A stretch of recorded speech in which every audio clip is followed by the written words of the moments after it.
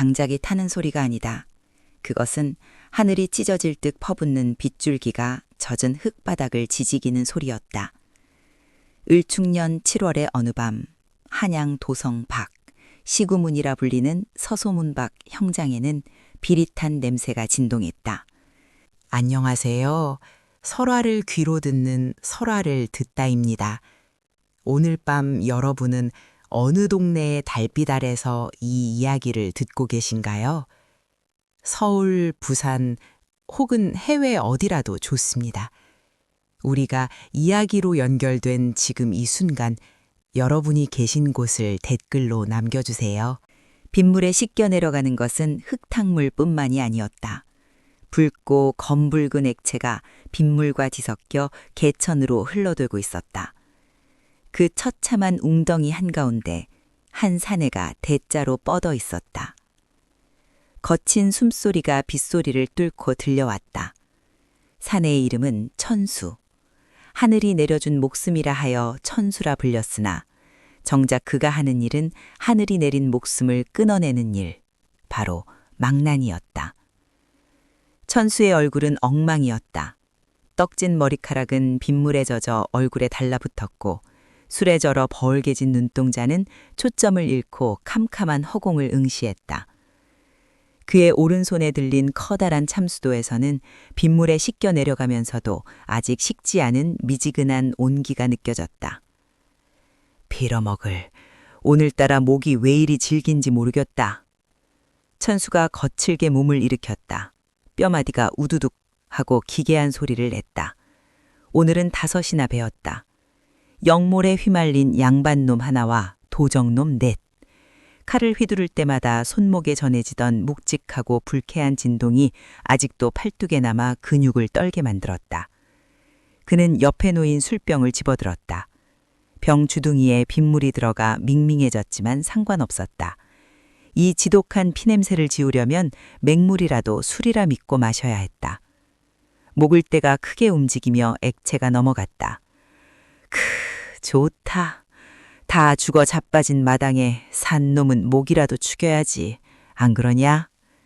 천수는 아무도 없는 허공에 대고 중얼거렸다. 대답 없는 시체들만이 널브러져 있을 뿐이었다. 천수는 비틀거리며 일어섰다. 이제 시체들을 거적에 말아 구덩이에 던져넣고 흙만 덮으면 오늘 일과도 끝이었다. 대역죄인이 아니고서야 가족들이 시신을 수습해가지만 오늘 뵌 도적놈들은 연고도 없는지 저녁이 다 되도록 찾아오는 이가 없었다. 그저 들짐승의 밥이 되거나 땅에 거름이 될 운명이었다. 그는 익숙하게 가장 구석에 있는 시체 더미 쪽으로 걸음을 옮겼다. 진흙탕이 발목을 잡아당기듯 질척거렸다. 그때였다. 우르릉 쾅. 고막을 찢을 듯한 천둥 소리와 함께 번개가 번쩍하고 형장을 대낮처럼 비쳤다. 순간 천수의 눈이 가늘어졌다. 빗줄기 사이로 시체 더미 위로 무언가 꿈틀거리는 것이 보였다. 뭐야, 덜 죽은 놈이 있나? 망나니짓 침년에 목이 떨어지고도 손가락을 까딱이는 놈은 봤어도 다시 일어나는 놈은 못 봤다. 천수는 욕지거리를 내뱉으며 칼을 고쳐잡았다. 만약 숨이 붙어 있다면 확실하게 끊어주는 것이 망나니가 베풀 수 있는 마지막 잡이었다.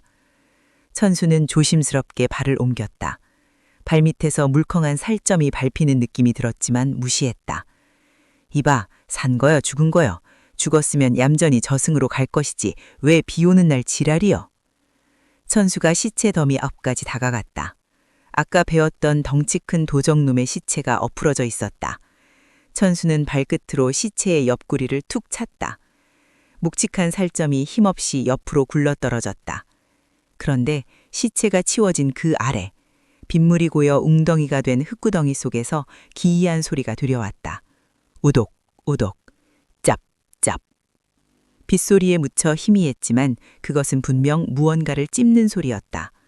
짐승이 뼈를 부러뜨려 골수를 빨아먹는 듯한 소리. 쥐새끼인가? 시체 냄새를 맡고 벌써 들짐승이 꼬인 건가? 천수는 인상을 찌푸렸다. 산속이라 늑대나 들개가 내려오는 일이 종종 있었지만 사람 인기척을 느끼고도 도망치는 놈은 드물었다. 천수는 허리춤을 더듬거렸지만 부싯돌은 이미 무용지였다. 그는 다시 한번 번개가 치기만을 기다리며 눈을 부릅떴다. 이었고 다시 한번 번개가 내리꽂혔다. 번쩍. 천수는 그 순간 숨 쉬는 것조차 잊어버렸다. 들고 있던 술병이 손에서 미끄러져 툭 하고 진흙바닥에 떨어졌다. 미친, 이게 뭐란 말인가? 그것엔 아기가 있었다. 갓 태어난 핏덩이는 아니었다. 서너 살쯤 되어 보이는 아이였는데 몸집은 갓난쟁이처럼 말라비틀어져 뼈만 안 상했다. 흙투성이가 된 아이는 다 썩어가는 거적을 뒤집어 쓴 채 웅크리고 앉아 있었다. 빗물이 아이의 정수리를 때리고 흘러내려 온몸을 적시고 있었지만 아이는 추위조차 느끼지 못하는 듯했다. 하지만 천수를 경악하게 한 것은 아이의 존재가 아니었다. 아이는 두 손으로 무언가를 소중하게 쥐고 입으로 가져가고 있었다. 그것은 짐승의 뼈가 아니었다. 아까 참수당한 죄인의 흙바닥에 는디굴고 있던 잘린 손가락이었다. 오독. 아이가 손가락뼈를 과자처럼 씹으며 천천히 고개를 들었다. 천수는 헛바람을 삼켰다. 칠흑 같은 어둠 속에서도 아이의 눈은 선명하게 보였다. 붉었다. 충혈된 것이 아니었다. 눈동자 자체가 타오르는 숯불처럼 붉은 빛을 띠고 있었다. 인간의 눈이 아니었다. 그렇다고 짐승의 눈도 아니었다. 저승에서 기어 올라온 아귀의 눈이라면 모를까. 천수는 저도 모르게 뒷걸음질했다. 등골로 소름이 쫙 끼었다. 본능이 경고했다. 당장 저것을 베어버려야 한다고. 이 비참한 형장에 굴러다니는 원귀가 씨였거나 아니면 애초에 사람이 아닌 것이 태어난 것이 분명하다. 천수는 떨리는 손으로 참수도를 들어 올렸다. 니놈 정체가 뭐냐? 귀신이냐 짐승이냐? 썩 대답하지 못해? 천수가 고함을 쳤지만 목소리는 빗소리에 묻혀 공허하게 흩어졌다. 아이는 서슬퍼른 칼날을 보고도 눈 하나 깜빡하지 않았다. 오히려 입가에 묻은 피를 핥으며 안상한 팔을 천수 쪽으로 뻗었다. 그 모습이 마치 어미를 찾는 새끼 짐승 같기도 하고 더 많은 고기를 갈구하는 아귀 같기도 했다. 아이가 입을 벌렸다. 끼익, 끼익. 그것은 아이의 울음소리가 아니었다. 녹슨 쇠를 긁는 듯한 듣는 이의 신경을 곤두세울 수 있는 기괴한 쇳소리였다. 천수는 눈을 질끈 감았다. 베어야 한다. 지금 베지 않으면 내가 당할지도 모른다. 그는 칼을 후비 부여 올렸다. 해라 모르겠다. 천수가 칼을 내리치려는 찰나였다. 번개가 다시 한번 번쩍였다. 그 찰나의 순간 천수의 눈에 무언가 들어왔다. 아이의 목에 걸린 낡은 놀이개 하나가 빗물에 젖어 반짝거렸다. 반쯤 흙에 묻혀 있었지만 천수는 그것을 알아보았다. 몸짓. 칼날이 아이의 머리통 바로 위에서 멈췄다. 천수의 호흡이 거칠어졌다. 저거 설마... 천수는 칼을 내던지고 아이의 멱살을 잡듯 끌고 들어가 놀이개를 확인했다. 손이 덜덜 떨렸다. 옥으로 만든 나비 모양의 놀이개, 한쪽 날개가 깨진 것까지 똑같았다. 오래전 천수가 아직 망나니가 되기 전에 영모로 몰려 죽어가던 그의 누이가 마지막으로 손에 쥐어주었던 자신의 조카가 태어나면 주라던 그 유품이었다. 누이는 아이를 낳다 죽었고 아이 역시 죽어서 같이 묻었다고 들었는데 왜 죽은 조카의 놀이개를 이 괴물 같은 녀석이 하고 있는 말인가? 너 그거 어디서 났어? 훔친 거냐? 아니면 네가 살아있었던 거냐? 천수의 목소리가 떨렸다. 아이는 대갑 대신 천수의 팔뚝을 덥석 잡았다. 그리고 입을 벌려 천수의 살을 물어뜯으려 했다. 이놈이... 살점이 뜯겨나갈 듯한 통증에 천수가 비명을 질렀다. 아이의 이빨은 짐승의 송곳니처럼 날카로웠다. 천수는 아이를 내동댕이 치려다 멈췄다. 아이가 피맛을 보더니 비로소 안정을 찾은 듯해서 얌전해졌기 때문이다. 천수의 팔뚝에서 흐르는 피를 보며 아이는 쪽쪽 빨아먹기 시작했다. 그 모습이 기괴하고도 처연했다. 자신의 피를 먹여 살려야 하는 존재. 천수는 빗물에 섞여 흐르는 자신의 피를 보며 허탈한 웃음을 터뜨렸다. 하늘도 무심하시지. 망나니 팔자에 자식복은 없다더니 이런 괴물을 점지해 주시는구나. 그래, 먹어라. 어차피 썩어 문드러질 몸뚱이. 니놈 밥이라도 되면 그만이지. 천수는 겉옷을 벗고 아이를 감쌌다. 차가운 몸이 천수의 체온에 닿자 파르르 떨렸다. 신기하게도 아이를 품에 안자마자 그 소름 끼치던 붉은 안광이 사그라들고 평범한 검은 눈동자로 돌아왔다. 그저 배고프고 추운 평범한 아이의 눈이었다. 천수는 참수도를 챙겨들고 형장을 빠져나갔다. 비는 여전히 그칠 줄 모르고 쏟아지고 있었다. 그는 서소문 밖 사람들이 버린 땅이라 불리는 무덤골로 향했다. 그곳이 천수의 집이었다. 무덤 사이 얼기설기 지은 움막. 산 사람보다 죽은 귀신이 더 많은 곳. 움막에 도착한 천수는 아이를 젖지 않은 뒷단 위에 내려놓았다. 호롱불을 켜고 보니 아이의 몰골은 더욱 참혹했다. 온몸에 멍자국과 흉터가 가득해 보였다. 누군가 작정하고 학대하다 죽은 줄 알고 버린 것이 분명해 보였다. 누이의 아이가 맞다면 누가 감히 이런 짓을 했을 말인가. 쯧쯧, 어떤 놈이 이런 짓을 했는지 몰라도 벼락 맞을 놈들이구만. 천수는 수건을 물에 적시어 아이의 몸을 닦아주었다. 흙과 핏자국이 닦여나가자 창백하리만큼 하얀 피부가 드러났다. 제법 이목구조가 뚜렷한 사내 아이였다. 눈을 감고 있으니 영락없이 잠든 천사 같았으나 천수는 아까 보았던 그 붉은 눈과 식인을 하던 모습을 잊을 수 없었다. 이름이 없겠지? 천수는 아이의 목에 걸린 누리개를 만지작거렸다. 천수라는 제 이름이 싫어 평생을 저주하며 살았다. 그러니 이 아이에게는 부디 귀한 이름을 지어주고 싶지 않았다. 이름이 귀하면 명이 짧다지 않던가. 게다가 묘지에서 데려온 녀석 아닌가. 귀신 귀자에 아이 동자. 귀동이. 그래, 귀동아. 너나 나나 이승에서 환영받기는 글러먹었다. 우리끼리 질기게 한번 살아보자. 천수는 젖은 옷을 갈아입지도 않은 채 아이 옆에 쪼그려 누웠다. 밖에서는 여전히 천둥이 쳤지만 이상하게도 잠이 쏟아졌다. 그날 밤 천수는 꿈을 꾸었다. 온통 붉은 꽃이 만발한 들판에 귀동이가 서 있었다. 아이가 웃으며 손짓하자 땅속에서 수백 수천 개의 하얀 손들이 솟아올라 천수의 발목을 잡고 끌어당겼다. 으악! 천수는 비명을 지르며 깨어났다. 식은땀이 흥건했다. 아침이었다. 비는 그쳤고 문틈으로 희뿌연 햇살이 들어오고 있었다. 천수는 급히 옆을 확인했다. 귀동이는 세상 모르고 곤히 자고 있었다. 그런데 천수의 눈이 휘둥그레졌다.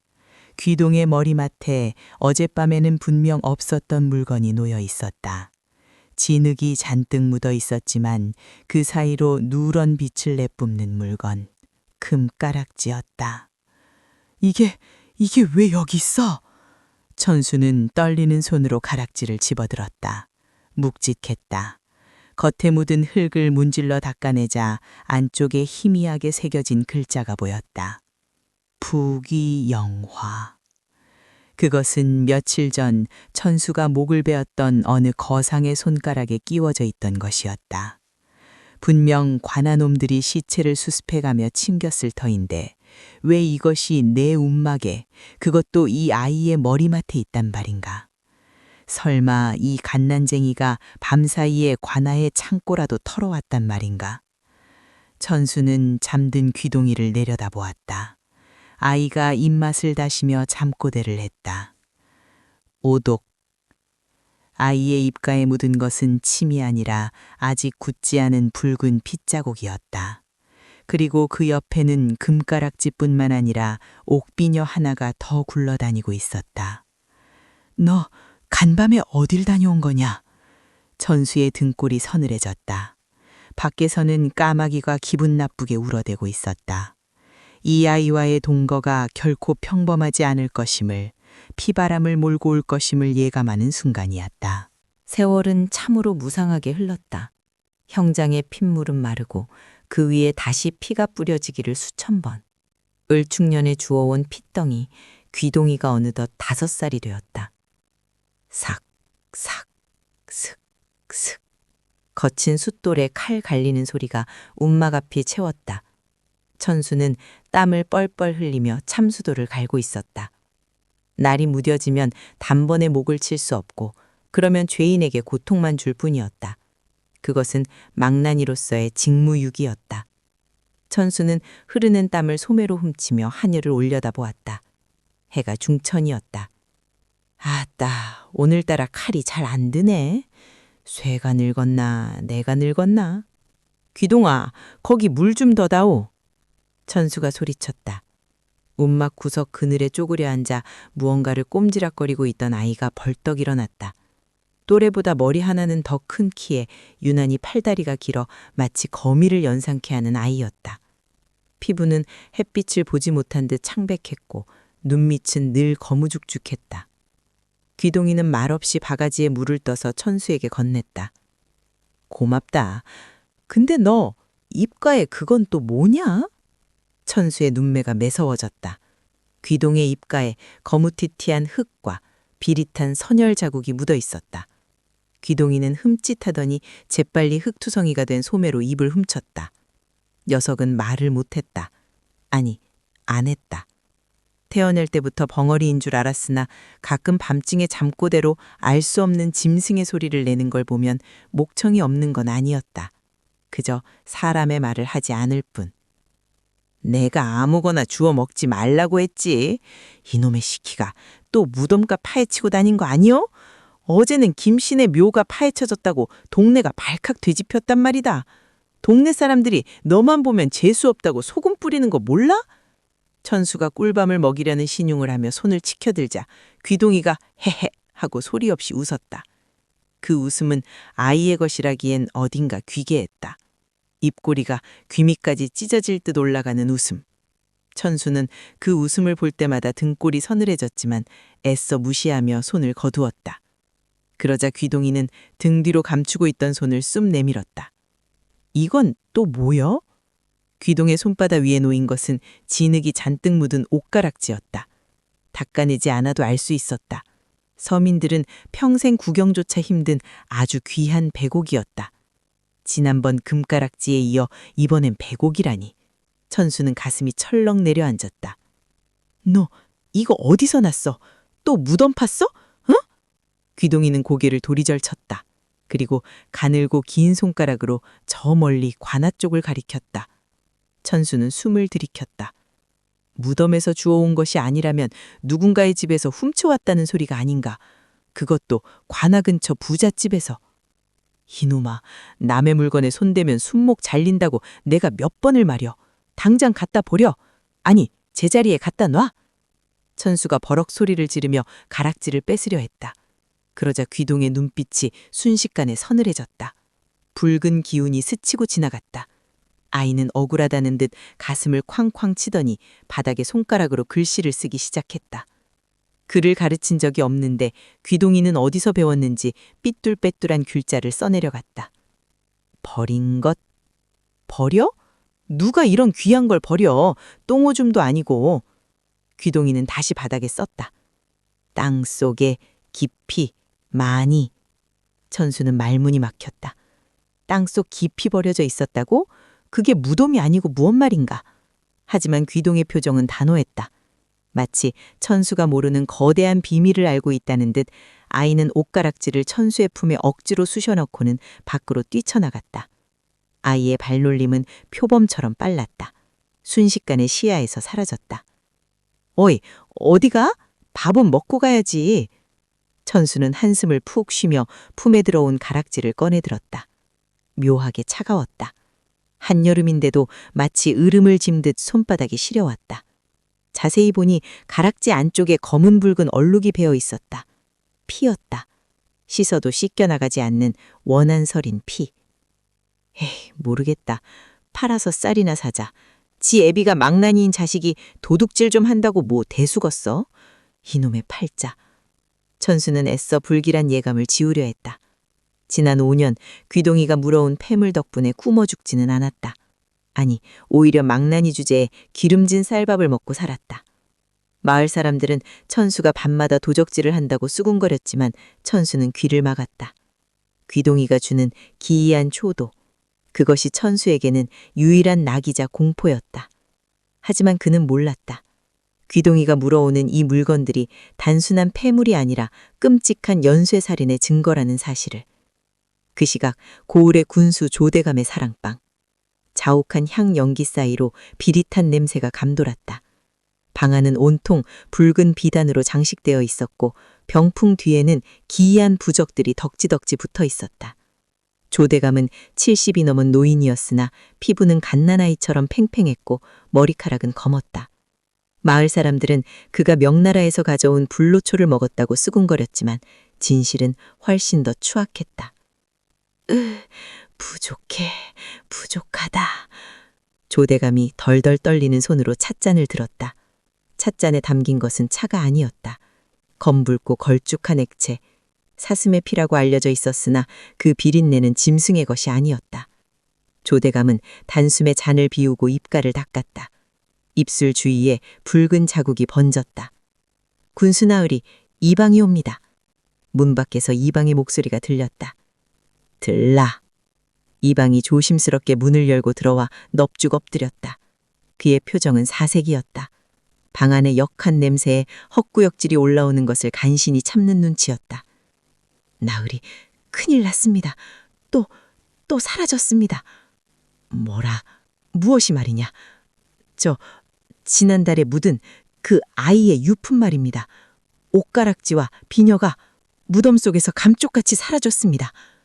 조대감의 눈이 짐승처럼 번뜩였다. 그가 자리를 박차고 일어나 이방의 멱살을 잡았다.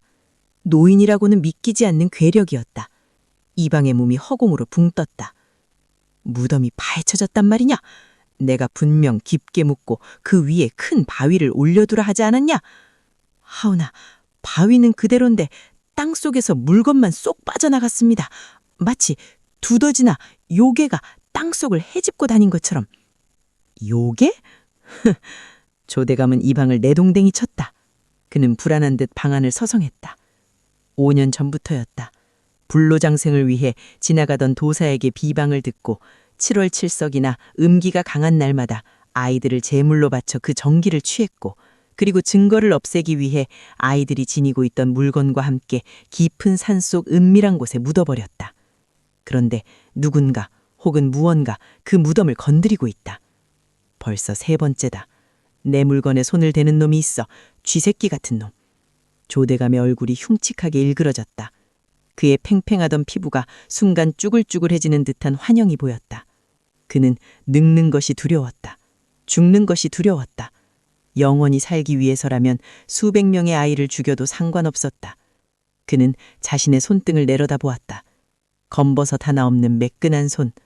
이것을 유지하기 위해 얼마나 많은 피를 마셨던가. 이방아, 듣거라. 예, 나으리. 당장 관군을 풀어라. 무덤 근처를 샅샅이 뒤져라. 특히 흙투성이가 된 놈이나 기이한 물건을 팔아오는 놈을 잡아와라. 내 물건을 가져간 놈이 범인이다. 그리고 조대감이 목소리를 낮췄다. 산채로 잡아와야 한다. 놈의 정기가 쓸만할지도 모르니. 알겠습니다, 나으리. 이방이 허둥지둥 물러가자 조대감은 다시 찻잔을 채웠다. 벽에 걸린 거울 속에 비친 자신의 얼굴을 보며 그는 중얼거렸다. 누구도 날 막을 순 없어. 이 고을의 왕은 나다. 감히 내 밥상에 숟가락을 얹으려는 놈은 뼈째 씹어먹어주마. 조대감의 웃음소리가 음침하게 방안을 울렸다. 촛불이 파르르 떨리더니 붉은 자로가 방안을 가득 메웠다. 한편 마을 장터는 시끌벅적했다. 천수는 옷으로 가락지를 꽁꽁 싸매고 전당포를 향하고 있었다. 마음이 찜찜했지만 당장 쌀독이 비가고 있었다. 이번만이다. 이번만 팔고 귀동이 녀석을 단단히 교육시켜야겠다. 다짐하며 걸음을 옮겼지만 발걸음은 천근만근이었다. 어이, 천수 아뇨? 전당포 주인인 김영감이 천수를 보고 일끗거렸다.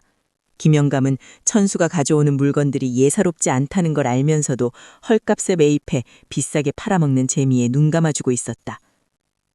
영감, 이거 좀 봐줘. 천수가 주위를 살피며 슬그머니 가락지를 내밀었다.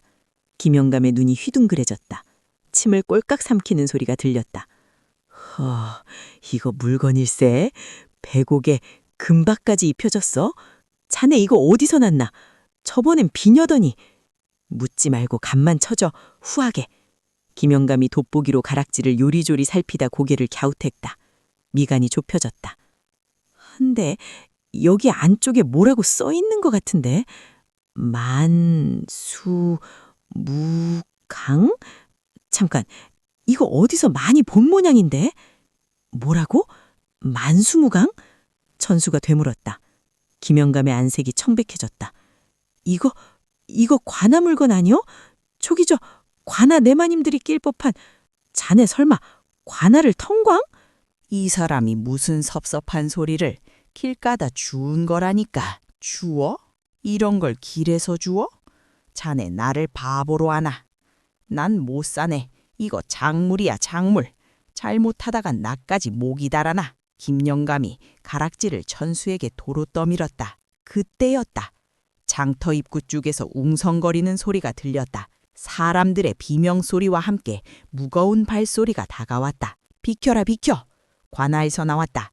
수상한 물건을 파는 놈을 잡아라. 포졸들이 장을 들고 장터를 휘젓고 다니기 시작했다. 사람들을 밀치며 무언가를 찾고 있었다. 이방이 포졸들을 지휘하며 소리쳤다. 옷가락지나 금비녀를 들고 있는 놈이다.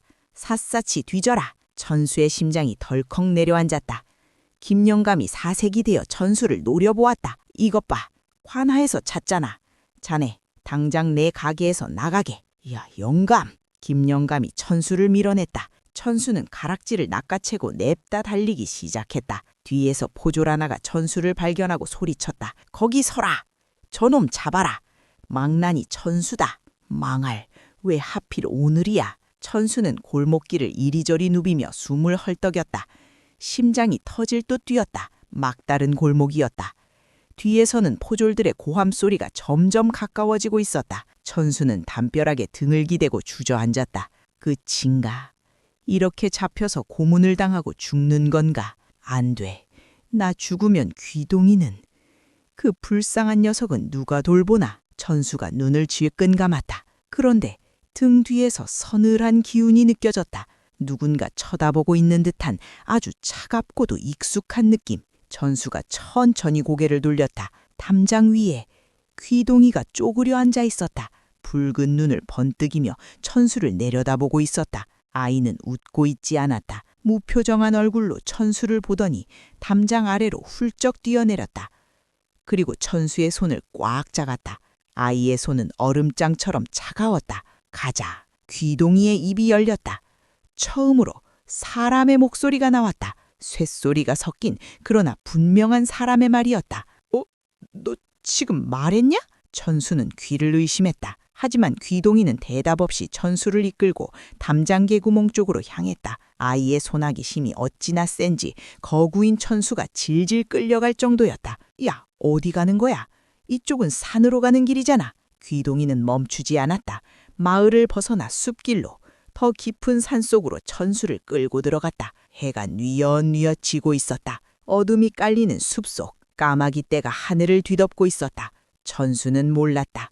자신이 살기 위해 도망친 이 길이 사실은 더 끔찍한 지옥의 입구라는 것을. 귀동이가 향하는 곳은 조대감이 아이들을 묻은 그 비밀의 무덤가였다. 헉, 헉, 헉. 거친 숨소리가 적막한 산기슭을 갈랐다. 천수는 배가 찢어질 듯한 고통을 느끼며 비탈길을 기어 올랐다. 발밑에서 마른 나뭇가지가 뚝뚝 부러지는 소리가 마치 제 뼈가 부러지는 소리처럼 섬뜩하게 들렸다. 야, 이놈아, 제발 좀 서봐라. 나 죽는다, 죽어. 천수가 나무 뿌리를 붙잡고 주저앉으며 소리쳤다. 하지만 앞서가는 귀동이는 멈출 기색이 없었다. 아이는 어둠 속에서도 길을 훤히 꿰뚫고 있는 듯했다. 가시덤불이 우거진 숲을 마치 평지처럼 미끄러지듯 빠져나갔다. 칠흑 같은 어둠 속에서 오직 아이의 두 눈만이 붉은 반딧불처럼 번뜩이며 천수를 이끌고 있었다. 기동아, 거기는 안 돼. 거기는 호랑이 골보다 더 무서운 데란 말이다. 천수의 목소리가 떨렸다. 귀동이가 향하는 곳은 마을 사람들이 귀곡이라 부르는 금지된 골짜기였다. 낮에도 해가 들지 않아 서늘하고 밤이면 정체불명의 곡소리가 들려 아무도 얼씬거리지 않는 곳. 심지어 약초꾼들조차 그곳에 발을 들였다가 미쳐서 나오거나 실종되곤 했다. 으드득. 앞서가던 귀동이가 멈춰섰다. 그리고 천수를 돌아보며 이를 갈았다. 빨리 오라는 신호였다. 천수는 울며 겨자 먹기로 몸을 일으켰다. 돌아갈 수도 없었다. 산 아래에서는 여전히 횃불이 일렁거리고 있었다.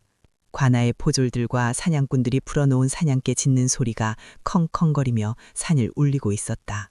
젠장, 망나니 인생, 칼질로 먹고 살다 결국 칼 맞아 죽게 생겼네.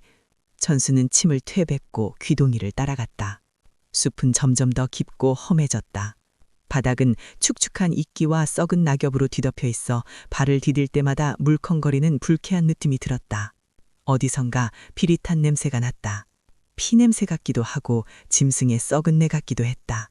킁킁. 천수가 코를 벌렁거렸다. 익숙한 냄새였다. 형장에서 죄인의 목을 베고 나면 칼날에 엉겨붙어 있던 그 찝찝하고 비릿한 냄새. 그런데 왜 이 깊은 산속에서 그런 냄새가 난단 말인가? 여기 냄새가 왜 이러냐? 꼭 누가 죽어나간 것처럼? 천수가 중얼거리자 귀동이가 갑자기 멈춰섰다. 아이는 어느 거대한 고목나무 앞에 서 있었다. 수령이 수백 년은 좋게 보이는 비틀어지고 옹이진 나무였다. 가지들은 마치 고통에 몸부림치는 사람의 팔처럼 기괴하게 뻗어 하늘을 찌르고 있었다. 여기야? 천수가 다가가 물었다. 귀동이는 대답 없이 나무 아래 흙바닥을 가리켰다. 그리고 쭈그려 앉아더니 맨손으로 땅을 파기 시작했다. 팍! 팍! 아이는 도구도 없이 손톱으로 흙을 긁어냈다. 흙은 검붉었다. 마치 피를 머금은 것처럼 찐득하고 축축했다. 아이의 손톱 사이로 붉은 흙이 끼고 손가락 끝에서 피가 배어 나왔지만 아이는 멈추지 않았다. 무언가에 홀린 듯 미친 듯이 땅을 파헤쳤다. 야, 너 왜 그래? 손 다 까진다. 천수가 놀라 아이의 팔을 잡았다. 하지만 귀동이는 천수의 손을 뿌리치고 짐승처럼 그르렁거렸다. 놔, 찾아야 해. 귀동이의 입에서 또다시 쇳소리 섞인 말이 튀어나왔다. 천수는 멍하니 아이를 바라보았다. 찾아야 한다니? 무엇을? 나 여기 있어. 나 좀 꺼내줘. 뭐?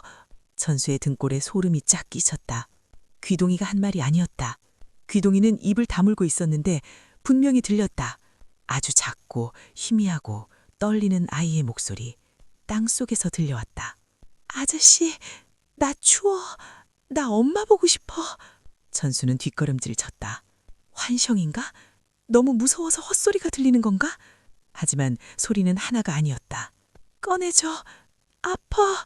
숨 막혀. 수십, 수백 개의 목소리가 귓가에 웅웅거리기 시작했다. 천수는 귀를 막았다. 으악! 이게 무슨 소리야? 누가 있는 거야? 천수가 비명을 지르자 귀동이가 땅을 파던 손을 멈추고 무언가를 집어 올렸다. 흙투성이가 된 하얀 물체였다. 귀동이는 그것을 천수에게 쑥 내밀었다. 이거 봐. 천수는 떨리는 눈으로 그것을 바라보았다. 나뭇가지인가? 아니면 돌멩이? 천수가 조심스럽게 그것을 받아들고 흙을 털어냈다. 순간 천수의 손에서 힘이 빠져나갔다. 툭 하고 물건이 바닥에 떨어졌다. 그것은 사람의 손가락뼈였다. 아주 작은 어린아이의 손가락뼈. 이게 왜? 천수는 숨을 쉴 수가 없었다. 귀동이가 다시 땅을 파기 시작했다. 이번에는 천수도 가만히 있을 수 없었다. 무언가 잘못되었다. 아주 크게 잘못되었다. 천수는 홀린 듯이 귀동이 옆에 무릎을 꿇고 함께 흙을 파냈다. 제기랄, 나오지 마. 아무것도 나오지 마라. 천수는 울부짖으며 흙을 퍼냈다. 하지만 파면 팔수록 끔찍한 진실이 모습을 드러냈다. 흙 속에서 쏟아져 나온 것은 보물이 아니었다. 작은 두개골, 갈비뼈, 앙상한 다리뼈, 그리고 그 사이사이에서 옥비녀, 금가락지, 색동저고리 조각들이 섞여 나왔다. 천수는 털썩 주저앉았다. 구토가 치밀어 올랐다. 이 깊은 산속 나무 아래 아이들의 시체가 산을 이루고 있었다. 귀동이가 밤마다 물어왔던 그 귀한 폐물들은 훔친 것이 아니었다. 죽은 아이들이 지니고 있던 유품이었다. 억울하게 죽어 땅속에 묻힌 아이들이 제발 자신을 찾아달라고, 이 억울함을 세상에 알려달라고 귀동이를 통해 보낸 신호였던 것이다. 네가 그래서... 천수는 귀동이를 바라보았다. 귀동이는 뼈무덤 속에 앉아 붉은 눈물을 흘리고 있었다. 피눈물이었다. 아이는 뼈 하나를 집어들고 볼을 비볐다. 마치 친구를 위로하듯이. 내 친구들이야. 아파했어. 많이 울었어. 그 영감이, 그 나쁜 영감이 다 죽였어. 귀동이의 목소리가 숲을 울렸다. 그 나쁜 영감. 천수의 머릿속에 한 사람이 스쳐 지나갔다. 이 고을의 군수 조대감. 5년 전부터 아이들이 하나둘씩 사라진다는 소문이 돌았었다. 호랑이가 물어갔다느니 인신매매단이 납치했다느니 흉흉한 소문이 무성했지만 범인은 잡히지 않았다. 그런데 그 범인이 백성을 지켜야 할 고을의 수령이라니. 불로장생, 그 미친 늙은이가 지놈 뒤지기 싫어서 이 어린 것들에... 천수는 주먹을 꽉 쥐었다. 손톱이 살을 파고들어 피가 났다. 망나니로 살면서 수많은 죽음을 보았다. 죄 지은 자들의 목을 칠 때는 일말의 죄책감도 없었다. 하지만 이건 달랐다. 이건 죽음이 아니라 학살이었다. 우두둑. 천수가 이를 갈았다. 분노가 공포를 덮었다. 그때 숲 아래쪽에서 인기척이 느껴졌다. 이쪽이다! 이쪽에서 비명소리가 들렸다. 횃불을 비춰라. 놈들이 멀리 가지 못했을 거다. 포졸들의 목소리가 가까워졌다. 횃불의 붉은 빛이 나무 사이로 어른거렸다. 놈들이 오고 있었다. 이 끔찍한 무덤을 덮으려는 자들, 진실을 묻으려는 자들이 들이닥치고 있었다. 귀동아, 일어나라. 천수가 몸을 일으켰다. 그의 눈빛이 달라져 있었다. 더 이상 도망칠 곳도 숨을 곳도 없었다. 그리고 이 참상을 보고도 도망친다면 그는 사람이 아니었다. 짐승만도 못한 망나니가 될 뿐이었다. 우리가 이 아이들의 곡비가 되어줘야지 않겠냐? 천수는 참수도 자루를 고쳐 잡았다. 곡비, 장례 때 상주를 대신해 구슬프게 울어주는 계집종. 억울하게 죽은 이 아이들에게는 울어줄 부모도 제사를 지내줄 가족도 없었다. 그러니 망나니인 차신이, 그리고 시체 더미에서 살아 돌아온 귀동이가 그들의 원한을 풀어줘야 했다. 귀동이가 천수를 올려다보았다. 붉은 눈동자가 이글거렸다. 아이는 고개를 끄덕였다. 죽이자. 다 죽여버리자. 귀동이의 입에서 살벌한 저주가 튀어나왔다. 동시에 아이의 몸에서 검은 연기가 피어오르기 시작했다. 뼈무덤 속에 있던 원혼들이 귀동이의 몸으로 빨려 들어가는 듯했다. 숲속의 바람이 거세졌다. 나뭇가지들이 미친 듯이 흔들리며 비명을 질렀다. 온다. 천수가 낮게 읊조렸다.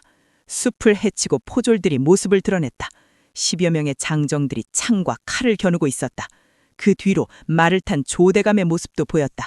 조대감은 뼈무덤을 보고 잠시 당황하는 듯했으나 이내 입가에 비릿한 미소를 띄었다. 하하하, 쥐새끼들이 내 보물 창고를 찾아냈구나. 기특하기도 하지. 조대감의 목소리는 태연했다. 죄책감 따위는 찾아볼 수 없었다. 그는 수건을 코로 막고 명령했다. 뭐 하느냐? 저 더러운 것들을 치워라. 그리고 저 붉은 눈을 가진 놈은 산채로 잡아라. 아주 귀한 약재가 될 것 같으니. 네 놈이 사람이냐? 이 악마 같은 놈아! 천수가 참수도를 치켜들고 고함을 질렀다. 조대감은 코웃음을 치었다. 망나니 주제에 훈계질이냐? 죽여라! 포졸들이 함성을 지르며 달려들었다. 창끝이 천수의 심장을 노리고 날아왔다. 천수는 칼로 창을 쳐냈다. 깡 하는 쇳소리와 함께 불꽃이 튀었다. 하지만 중과 부족이었다. 10여 명의 훈련된 군사들을 당해낼 재간이 없었다. 윽! 천수의 허벅지에 창이 스치고 지나갔다. 붉은 피가 솟구쳤다. 천수는 비틀거리며 무릎을 꿇었다. 또 다른 창이 천수의 목을 향해 날아왔다. 피할 수 없었다. 천수는 눈을 감았다. 그 순간이었다. 쾅! 엄청난 괴용과 함께 천수의 눈앞을 막아선 것은 귀동이었다. 아니, 귀동이의 형상을 한 검은 재료였다. 아이의 좀집이 순식간에 2배, 3배로 부풀어 올랐다. 붉은 눈에서 뿜어져 나오는 안광이 횃불보다 더 밝게 빛났다. 감히 우리 아빠를 건드려? 귀동이의 목소리가 아니었다.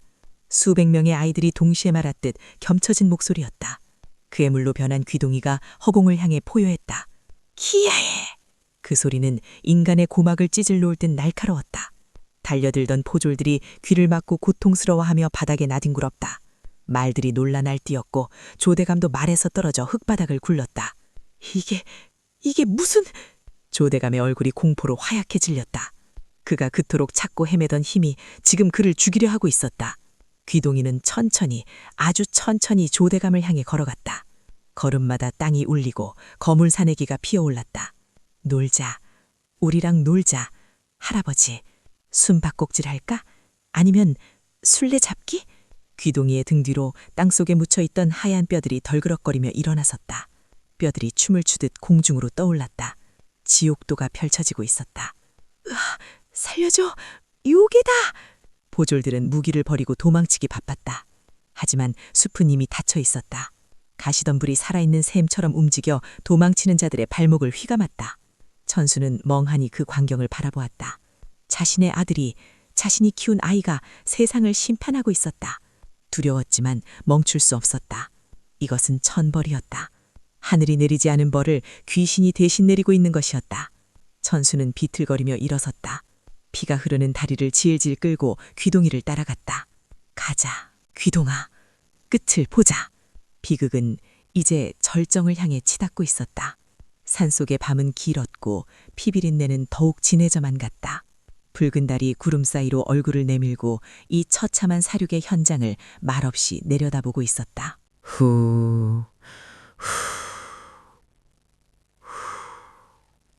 거친 숨소리가 동굴안을 울렸다. 칠흑 같은 어둠 속 물방울 떨어지는 소리만이 간헐적으로 들려오는 깊은 산속의 폐광이었다. 천수는 피투성이가 된 다리를 절뚝거리며 젖은 장작에 불을 붙이려 애쓰고 있었다. 부싯돌을 치는 손이 사시나무 떨듯 떨렸다. 젠장을 불이라도 좀 붙어라. 천수가 울먹이며 소리쳤다. 몇 번의 헛손질 끝에 겨우 불꽃이 튀었고 마른 지푸라기에 불이 옮겨 붙었다. 타닥탁. 희미한 불빛이 동굴안을 비추자 끔찍한 광경이 드러났다. 천수의 등에 엎여온 귀동이는 의식을 잃은 채 바닥에 누워 있었다. 아니, 누워 있다기보다는 뒤틀려 있었다. 아까 숲에서 보였던 그 거대한 검은 그림자는 사라졌지만 그 대가는 혹독했다. 아이의 온몸이 불덩어리처럼 달아올라 붉은 김을 내뿜고 있었다. 피부 곳곳이 터져 검은 피가 흘러나왔고 혈관이 지렁이처럼 꿈틀거렸다. 아파, 뜨거워, 아빠. 귀동이가 신음했다. 그 목소리는 더 이상 수백 명의 원혼이 섞인 목소리가 아니었다. 그저 아프고 무서워서 우는 5살 배기 아이의 목소리였다. 천수는 가슴이 미어지는 것 같았다. 그는 급히 자신의 옷을 찢어 개울물에 적셔왔다. 그리고 귀동이의 이마와 몸을 닦아주었다. 그래, 아빤 여기 있다. 조금만 참아라. 금방 나을 거다. 천수의 눈에서 눈물이 뚝뚝 떨어져 귀동이 얼굴로 흘러내렸다. 닦아도 아이의 몸에서 배어나오는 검은 피는 멈추지 않았다. 그것은 아이의 피가 아니었다. 아이의 몸속에 억지로 구겨 넣어진 수백 명의 원혼들이 뿜어내는 도끼였다. 그 작은 몸뚱아리가 감당하기엔 이 고울의 원한은 너무나 무겁고 거대했다. 싫어. 저리 가. 춥고 배고파. 귀동이가 허공을 향해 손을 휘저었다. 천수의 눈에는 보이지 않지만 아이의 눈에는 보이는 무언가가 있는 듯했다. 아이는 공포에 질려 발버둥 쳤다. 천수는 아이를 와락 끌어안았다. 귀동아, 정신 차려. 놈들은 없어. 아빠가 다 쫓아냈어. 아빠, 나 괴물이야. 사람들이 나보고 괴물이래. 귀동이의 초점 없는 눈동자가 천수를 향했다. 그 붓던 눈이 희미하게 빛을 잃어가고 있었다. 천수는 입술을 깨물었다. 피맛이 났다. 아니야. 넌 괴물이 아니야. 넌 하늘이 버린 놈들 거두라고 내게 보내준 귀한 내 새끼다. 누가 뭐래도 내 아들이야. 천순의 말에 귀동이가 힘없이 고개를 끄덕이더니 다시 깊은 잠에 빠져들었다. 숨소리가 위태로웠다. 천수는 직감했다. 이대로라면 귀동이는 오늘 밤을 넘기지 못할 것이다. 원혼들의 분노가 아이의 생명력을 갉아먹고 있었다. 살리는 방법은 하나뿐이었다. 원한을 풀어주는 것. 맺힌 것을 끊어내고 막힌 것을 뚫어주어야 아이도 살고 원혼들도 떠날 것이다. 천수는 귀동이를 눕혀두고 동굴 구석에 놓아두었던 보찜을 풀렀다. 그 안에는 천수의 전세 재산이나 다름없는 물건이 들어있었다. 시퍼런 날이 선 거대한 참수도. 10년 동안 수백 명을 벤 칼이었다. 죄인들의 피를 마시고 자란 흉물. 천수는 숫돌을 꺼냈다. 그리고 아주 천천히 정성스럽게 칼을 갈기 시작했다. 쓱, 삭, 쓱, 삭. 동굴 안에 규칙적인 소음이 울려 퍼졌다. 천수의 눈빛이 가라앉았다. 지금까지는 살기 위해 칼을 휘둘렀다. 관아에서 시키니까, 먹고 살아야 하니까, 죽어 마땅한 놈들이라니까 배웠다. 하지만 오늘은 다르다. 이 칼은 사람을 죽이는 칼이 아니다. 사람을 살리는 칼이다. 천수는 물중얼거렸다. 귀동이를 살리기 위해, 흙 속에 묻힌 아이들의 넋을 위로하기 위해, 그리고 짐승만도 못한 그 늙은이의 탐욕을 끊어내기 위해. 이것은 처형이 아니라 제사였다. 피로 올리는 제사. 그 시각 조대감의 관아는 벌컥 뒤집혀 있었다. 조대감은 안반 깊숙한 곳, 부적으로 도배된 밀실에 숨어 있었다. 그의 몰골은 말이 아니었다. 비단 옷은 찢어지고 흙투성이가 되었으며 얼굴에는 공포가 역력했다. 아니야, 이럴 순 없어. 내가 어떻게 버텼는데. 조대감이 거울을 집어 던졌다. 와장창 소리와 함께 거울이 박살났다. 파편 속에 비친 그의 얼굴은 수십 개로 쪼개져 더욱 기괴해 보였다. 그는 밖을 향해 고래고래 소리를 질렀다. 이방! 이놈은 어디 갔느냐? 당장 무당을 불러라. 아니, 만신을 불러. 나라에서 제일 용한 무당을 데려오란 말이다. 벌컥 문이 열리고 이방이 들어왔다. 그 뒤로 기이한 복장을 한 노파가 따라 들어왔다. 허리에는 방울을 차고 손에는 핏빛 부채를 든 무당이었다. 고을에서 신통력이 있다고 소문난 백발 할멈이었다. 나으리, 불렀습니까? 노파의 목소리는 까마지 울음소리처럼 걸걸했다. 조대감은 노파의 바짓가랑이를 잡고 매달렸다. 할멈, 살려줘. 요괴가 날 죽이러 온다. 숲속에서 뼈다귀들이 춤을 추고 붉은 눈을 가진 아이놈이 불을 뿜었어. 막아줘. 비방이 있을 거 아니냐. 노파가 조대감을 차갑게 내려다보았다. 그리고 킁킁거리며 냄새를 맡았다. 쯧쯧, 송장 썩는 냄새가 진동을 하는구만. 나으리, 애들 피를 너무 많이 드셨어. 탈이 나도 단단히 났구만. 시끄러워. 돈은 얼마든지 줄 테니 그놈들을 없애. 노파가 혀를 찼다. 그놈은 보통 원기가 아니다. 태자귀란 말이다. 억울하게 죽은 어린아이의 영혼이 뭉치고 뭉쳐서 만들어진 귀신 중의 왕이란 말이다. 게다가 산 사람의 몸을 입고 있으니 굿으로 달랠 수 있는 게 아니여. 그럼 어쩌란 말이냐? 죽으란 말이냐? 방법은 하나지. 노파가 품에서 무언가를 꺼냈다. 사람의 정강이 뼈로 만든 필이었다. 그 아이의 몸에 깃든 귀신들을 떼어내려면 그 몸뚱아리를 찢어 죽이는 수밖에 없다. 하지만 그냥 죽이면 귀신이 나으리한 채 옮겨붙을 테니 이 피리로 귀신들을 묶어두는 동안 목을 쳐야지. 목을 쳐! 그래, 목을 베어 그 피를 땅에 부리면 원혼들도 갈 곳을 잃고 흩어질 게다. 하지만 그 아이 목을 칠 수 있는 사람이 있겠나. 그 살기를 감당할 수 있는 놈이어야 할 텐데.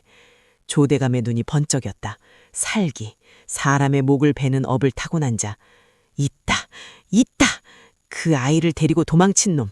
그 놈이 바로 망나니 천수다. 조대감은 미친 사람처럼 웃기 시작했다.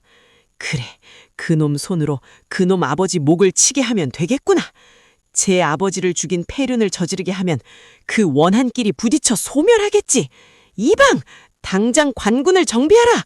놈들이 제 발로 찾아올 것이다. 조대감의 계략은 악랄했다. 천수에게 귀동이의 목을 베게 하려는 잔인한 덫. 밖에서는 천둥이 다슈치고 있었다. 폭풍우가 몰려오고 있었다. 새벽녘 동굴안. 천수는 칼갈기를 멈췄다. 숫돌에 갈린 칼날이 서슬퍼런 빛을 뿜어냈다. 그는 칼을 들어 불빛에 비추어 보았다. 칼날 위로 자신의 늙고 지친 얼굴이 비쳤다. 다 됐다. 천수는 칼집에 칼을 꽂았다. 철컥 하는 소리가 묵직하게 울렸다. 그때 귀동이가 눈을 떴다. 열은 조금 내렸지만 여전히 식은땀을 흘리고 있었다. 아이는 천수가 칼을 챙기는 모습을 물끄러미 바라보았다. 아빠, 어디가? 귀동이의 목소리는 힘이 없었다. 천수는 아이에게 다가가 털모자를 씌워주었다. 귀동아, 우리 이사 가자. 이사? 그래, 좁고 축축한 움막 말고 아주 넓고 따뜻한 곳으로. 거기 가면 네 친구들도 더 이상 춥지 않을 거야. 귀동이는 알 것 같았다. 아빠가 말하는 곳이 어딘지, 그리고 지금 우리가 어디로 가야 하는지. 아이는 천수의 손을 잡았다. 아빠, 나 업어줘. 그래, 업혀라. 천수는 귀동이를 등에 업고 띠로 단단히 묶었다. 아이의 심장 소리가 등 뒤에서 콩닥콩닥 느껴졌다. 천수는 참수도를 어깨에 메고 동굴 밖으로 나섰다. 비바람이 몰아치고 있었다. 천수는 관아가 있는 쪽을 바라보았다. 가자, 내 아들아. 마지막 출근이다. 천수의 발걸음은 묵직했다. 진흙탕을 밟을 때마다 쩍쩍 소리가 났다. 산 아래 마을은 고요했다. 하지만 관아 쪽은 횃불로 대낮처럼 밝았다. 그들은 기다리고 있었다. 천수와 귀동이가 오기를. 천수는 품 안에서 무언가를 꺼내 입에 물었다. 독한 술이었다. 망나니가 칼춤을 추기 전에 마시는 술. 독한 기운이 식도를 타고 내려가 뜨겁게 퍼졌다. 푸! 천수가 허공에 술을 뿜었다. 흩날리는 술방울 사이로 번개가 쳤다. 오늘 밤 이 고울의 모든 죄를 내가 씻어내리라. 천수는 비탈길을 달려 내려가기 시작했다. 한 손에는 칼을 들고 등에는 괴물이라 불리는 아들을 업은 채. 그의 눈빛은 더 이상 술에 쩐 망나니의 것이 아니었다.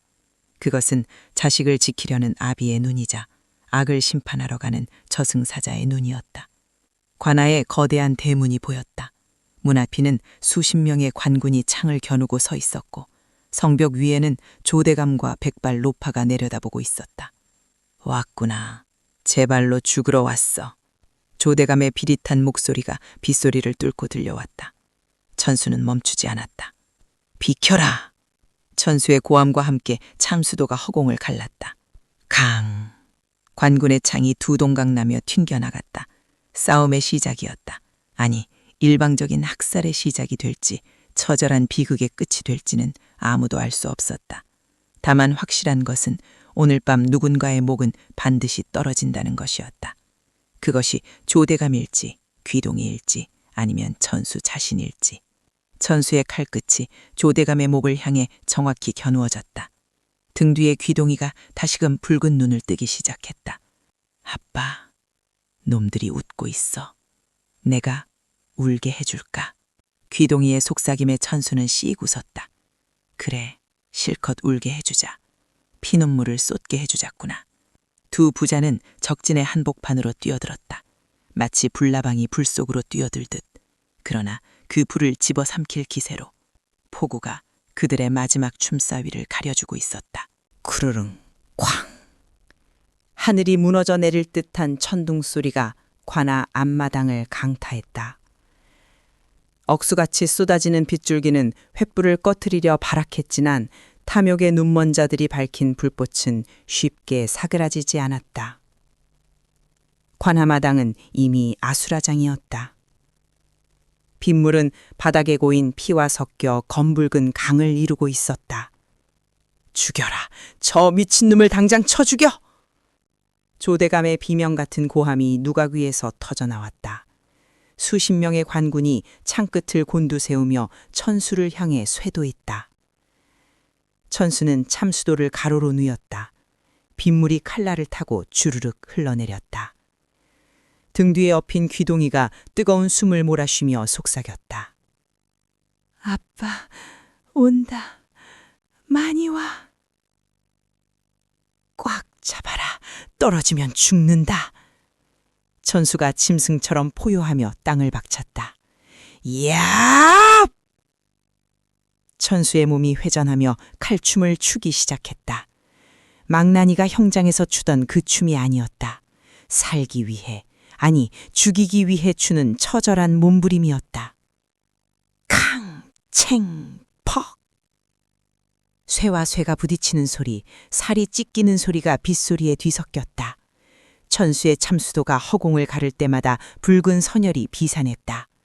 관군들의 창이 천수의 어깨와 팔을 스치고 지나갔다. 옷이 찢기고 살점이 떨어져 나갔지만 천수는 고통을 느끼지 못하는 사람처럼 칼을 휘둘렀다. 이놈이 귀신 들린 놈이다! 막아! 관군들이 겁에 질려 뒷걸음질 쳤다. 천수의 눈은 이미 뒤집혀 흰자 위만 번뜩이고 있었다. 게다가 천수의 등 뒤 귀동이에게서 뿜어져 나오는 검은 안개가 관군들의 시야를 가리고 있었다. 안개 속에서 아이들의 울음소리가 들려왔다. 엄마, 아파. 내 팔 내놔. 집에 갈래. 기악! 이게 뭐야? 내 다리를 누가 잡아? 관군 하나가 허공을 향해 칼질을 해대다 제풀에 넘어져 거풍을 물었다. 귀동이의 원혼들이 환각을 보여주고 있었다. 전세가 역전되는 듯했다. 조대감은 난간을 잡고 부들부들 떨었다. 이 쓸모없는 것들! 밤만 축내더니 고작 망나니 하나를 못 당해! 할몸 뭐하고 있어! 저놈들을 묶어라! 조대감 옆에 서 있던 백발 노파가 음산하게 웃었다. 노파는 품에서 그 흉축찬 정강이 뼈 피리를 꺼내 입에 물었다. 삐리리 삐. 기괴한 피리 소리가 빗소리를 뚫고 울려 퍼졌다. 그 소리는 고막을 찢는 듯 날카롭고 소름 끼쳤다. 귀동이가 등 뒤에서 비명을 질렀다. 아이의 몸이 활처럼 휘어지며 경련을 일으켰다. 피리 소리가 원혼들을 자극하고 있었다. 아이의 몸속에 갇힌 수백 개의 영혼이 일제히 날뛰기 시작했다. 귀동아! 천수가 중심을 잃고 비틀거렸다. 그 틈을 타 관군의 창이 천수의 옆구리를 찔러 들어왔다. 폭! 크!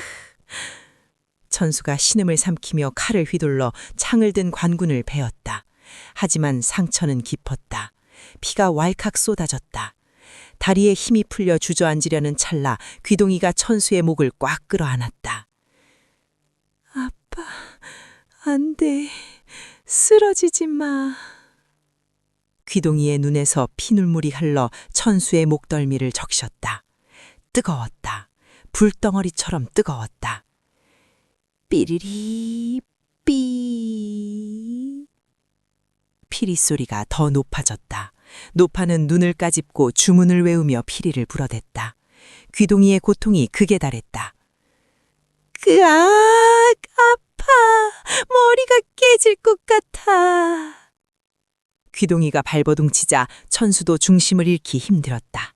관군들이 다시 포희망을 좁혀왔다. 조대감이 박수를 치며 깔깔거렸다. 그래, 그거다. 괴로워해라. 서로 찢어 죽여라. 천수야, 내 아들 목을 쳐라. 그래야 내가 산다. 닥쳐라, 이 개만도 못한 놈! 천수가 피를 토하며 소리쳤다. 눈앞이 흐릿했다. 과다취열이었다. 이대로면 끝이다. 귀동이도 죽고 나도 죽고 저 악마 같은 놈은 또다시 아이들을 사냥하며 영원히 살겠지. 안 된다.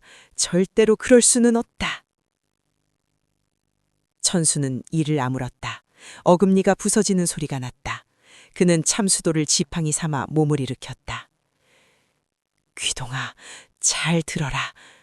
천수가 가쁜 숨을 몰아쉬며 속삭였다. 저 할망구다. 저 피리. 저걸 부숴야 해. 너무 멀어. 아니, 아빠가 데려다 주마. 지옥 끝까지라도 데려다 주마. 천수가 마지막 남은 힘을 짜냈다. 단전에서부터 뜨거운 기운이 솟구쳤다. 그는 짐승처럼 포효하며 누각혀를 돌진했다. 이야! 미친, 저놈 막아! 화살을 쏴! 조대감이 다급하게 소리쳤다. 빗발치는 화살이 천수를 향해 날아왔다. 쇽, 쇽, 퍽. 화살 하나가 천수의 왼쪽 어깨에 박혔다. 또 하나는 허벅지에 박혔다. 하지만 천수는 멈추지 않았다.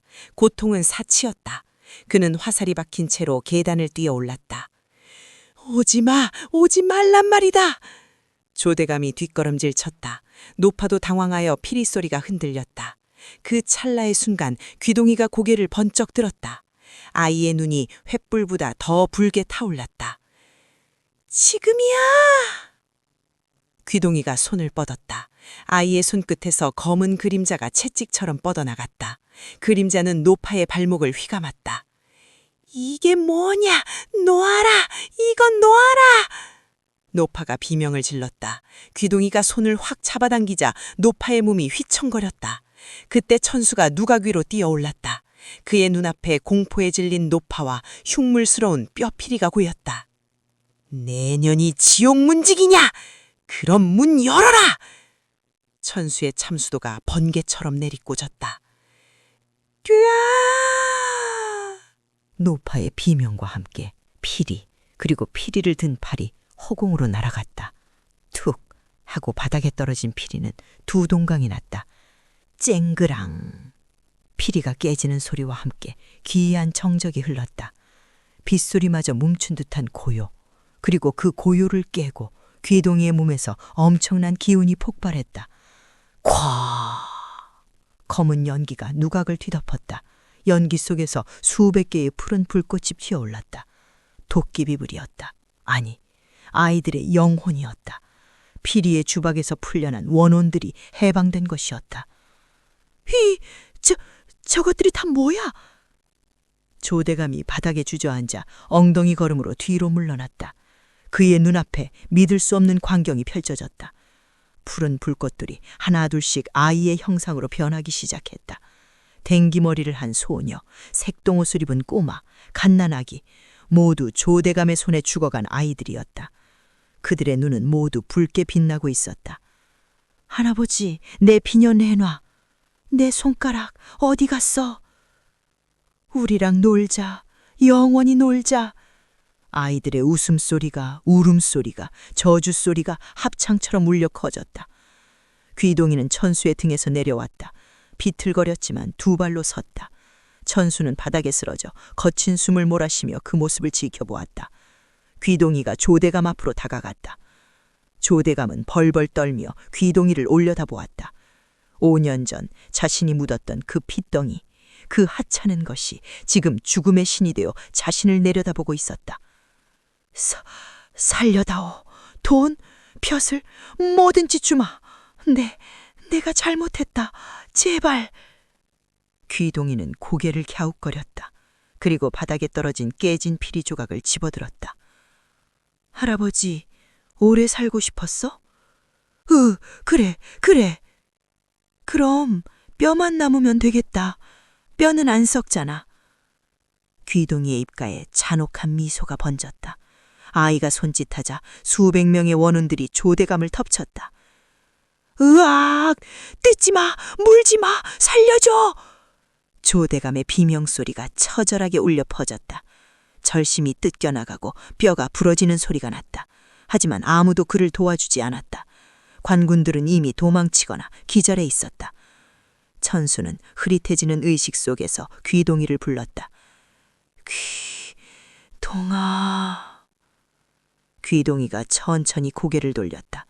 아이의 얼굴은 피투성이었지만 표정은 평온해 보였다. 아이가 천수에게 다가왔다. 아빠, 끝났어. 이제 안 추워.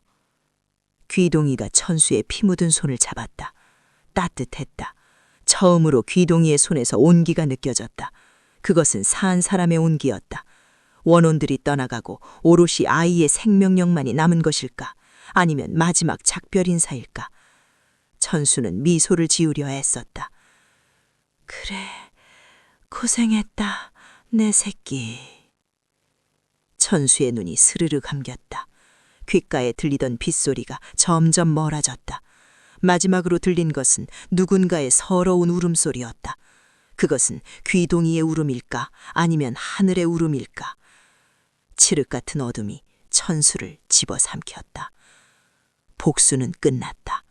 그러나 그 끝에 남은 것이 구원인지 파멸인지는 아직 아무도 알 수 없었다. 똑, 똑, 똑.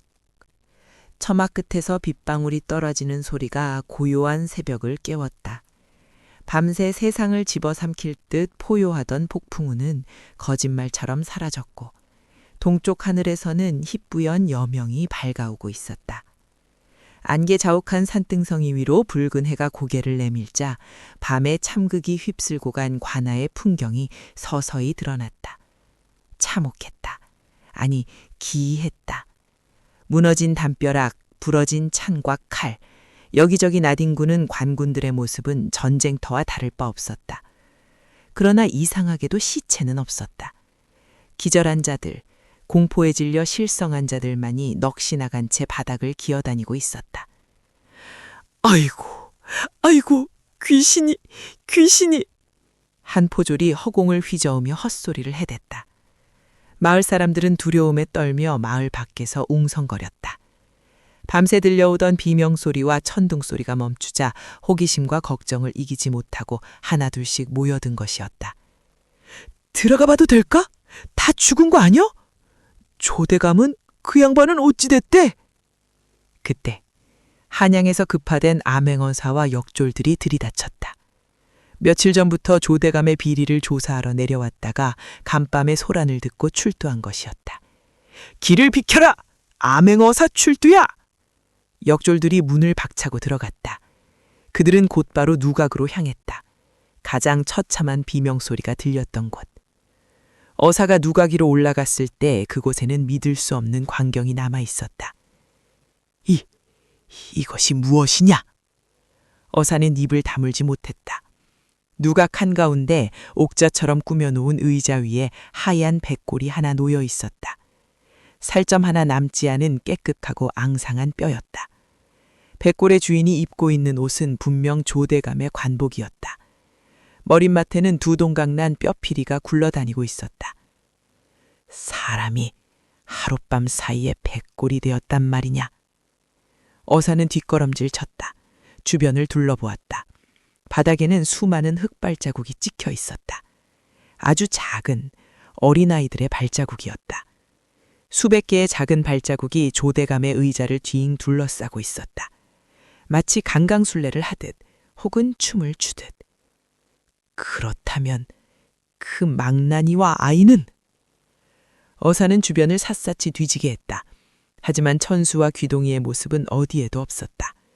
누각 아래 붉은 피가 흥건한 자리에 천수가 쓰던 거대한 참수도만이 덩그러니 꽂혀 있을 뿐이었다. 칼날은 이가 다 빠져 너덜너덜해져 있었고 손잡이에는 천수의 피 묻은 손자국이 선명했다. 사라졌다. 연기처럼 혹은 안개처럼. 그날 이후 고을은 발칵 뒤집혔다. 관아의 뒷산, 사람들이 귀곡이라 부르던 골짜기에서 수백 구의 유골이 발견되었다.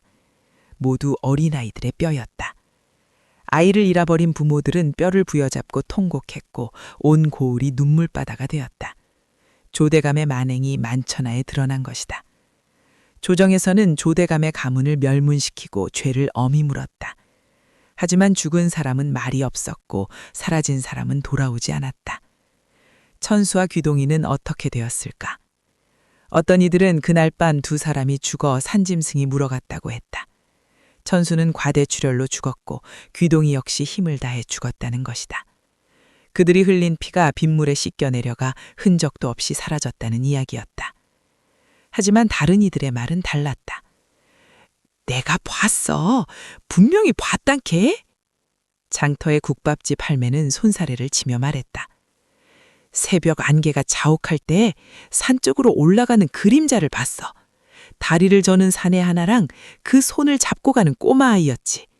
사내는 지쳐 보였지만 아이가 부축해 가더라고. 둘이 꼭 껴안고 하늘로 올라가는 것 같았어. 할매의 말이 사실인지는 알 수 없었다. 하지만 그 후로 묘한 소문이 조선 팔도에 퍼지기 시작했다. 탐관오리가 있는 고을, 억울한 죽음이 많은 곳에는 비 오는 밤마다 붉은 눈의 아이가 나타난다는 소문이었다. 아이는 흑투성이가 된 채 나타나 탐관오리의 방문 앞에 피 묻은 가락지나 비녀를 놓고 사라진다고 했다. 그리고 나은 날이면 그 탐관오리는 미치거나 자신의 죄를 자복하고 죄값을 치른다는 것이었다. 사람들은 그 아이를 곡비의 아들이라고 불렀다. 억울한 자들을 대신에 울어주고 그들의 한을 풀어주는 존재라고. 세월이 흘러 천수가 살던 운막터에는 이름 없는 돌탑 하나가 세워졌다. 누가 세웠는지는 모른다. 다만 아이를 잃어버린 부모들이나 억울한 일을 당한 사람들이 그 돌탑에 와서 기도를 올려곤 했다. 어느 맑은 가을날 지나가던 나그네가 그 돌탑 앞에 멈춰섰다. 돌탑 옆에는 낡고 녹슨 참수도 하나가 땅에 깊이 박혀 있었다. 나그네는 칼자루를 어루만지며 중얼거렸다. 사람을 베던 칼이 사람을 구하는 칼이 되었구나.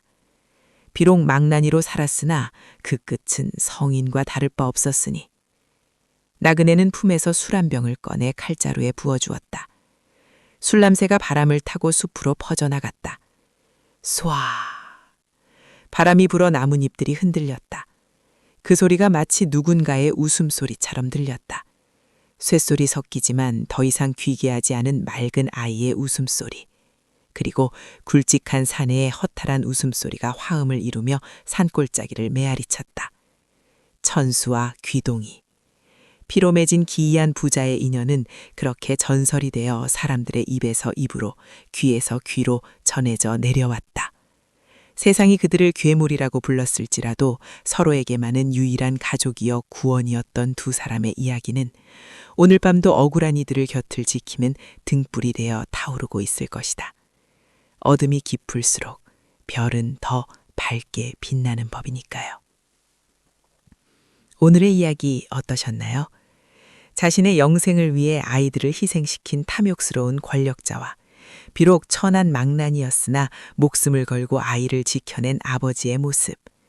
진정한 괴물은 붉은 눈을 가진 아이가 아니라 탐욕의 눈이 멀어 인간성을 상실한 조대감이 아니었을까요?